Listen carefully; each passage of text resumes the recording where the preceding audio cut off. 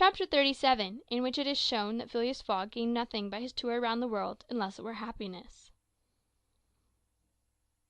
Yes, Phileas Fogg in person. The reader will remember that at 5 minutes past 8 in the evening, about 25 hours after the arrival of the travellers in London, Passepartout had been sent by his master to engage the services of the Reverend Samuel Wilson in a certain marriage ceremony which was to take place the next day. Passepartout went on his errand enchanted.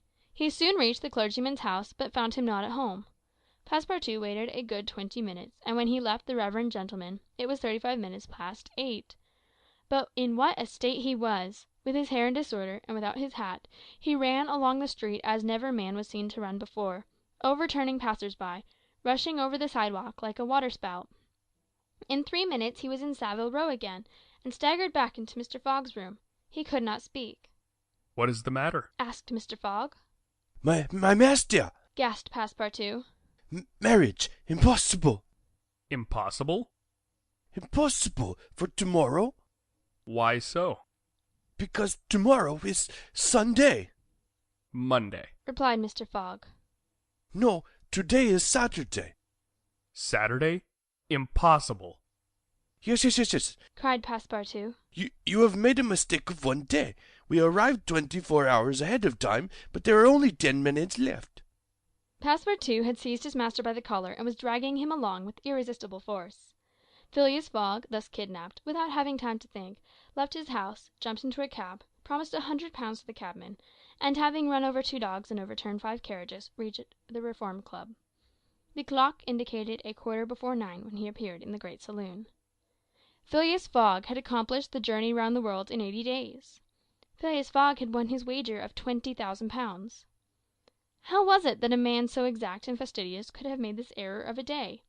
How came he to think that he had arrived in London on Saturday, the 21st of December, when it was really Friday the 20th, the 79th day only from his departure?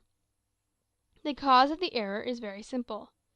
Phileas Fogg had, without suspecting it, gained 1 day on his journey, and this merely because he had travelled constantly eastward. He would, on the contrary, have lost a day had he gone in the opposite direction, that is, westward.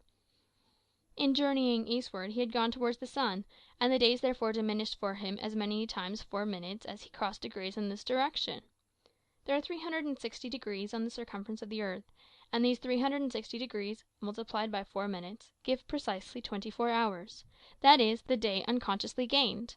In other words, while Phileas Fogg going eastward saw the sun pass the meridian 80 times, his friends in London only saw it pass the meridian 79 times. This is why they awaited him at the Reform Club on Saturday, and not Sunday, as Mr. Fogg thought. And Passepartout's famous family watch, which had always kept London time, would have betrayed this fact, had it marked the days as well as the hours and minutes. Phileas Fogg, then, had won the £20,000, but as he had spent nearly 19,000 on the way, the pecuniary gain was small. His object, however, was to be victorious, and not to win the money. He divided the £1,000 that remained between Passepartout and the unfortunate Fix, against whom he cherished no grudge. He deducted, however, from Passepartout's share the cost of the gas which had burned in his room for 1920 hours, for the sake of regularity. That evening, Mr. Fogg, as tranquil and phlegmatic as ever, said to Auda, "Is our marriage still agreeable to you?" "Mr. Fogg," replied she, "it is for me to ask that question. You were ruined, but now you are rich again." "Pardon me, madame, my fortune belongs to you. If you had not suggested our marriage, my servant would not have gone to the Reverend Samuel Wilson's. I should not have been apprised of the error, and—" "Dear Mr. Fogg," said the young woman. "Dear Auda," replied Phileas Fogg. It need not be said that the marriage took place 48 hours after, and that Passepartout, glowing and dazzling, gave the bride away. Had he not saved her, and was he not entitled to this honour? The next day, as soon as it was light, Passepartout rapped vigorously at his master's door. Mr. Fogg opened it, and asked, "What's the matter, Passepartout?" What is it, sir? Why, I've just this instant found out "What?" that we might have made the tour of the world in only 78 days. "No doubt, returned Mr. Fogg. by not crossing India. But if I had not crossed India, I should not have saved Auda, and she would not have been my wife, and—" Mr. Fogg quietly shut the door. Phileas Fogg had won his wager, and had made his journey round the world in 80 days. To do this he had employed every means of conveyance steamers, railways, carriages, yachts, trading vessels, sledges, elephants. The eccentric gentleman had throughout displayed all his marvellous qualities of coolness and exactitude. But what then? What had he really gained by all this trouble? What had he brought back from this long and weary journey? Nothing, say you?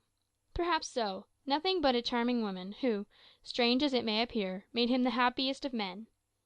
Truly, would you not for less than that make the tour of the world? Chapter 37. End of Around the World in 80 Days, by Jules Verne.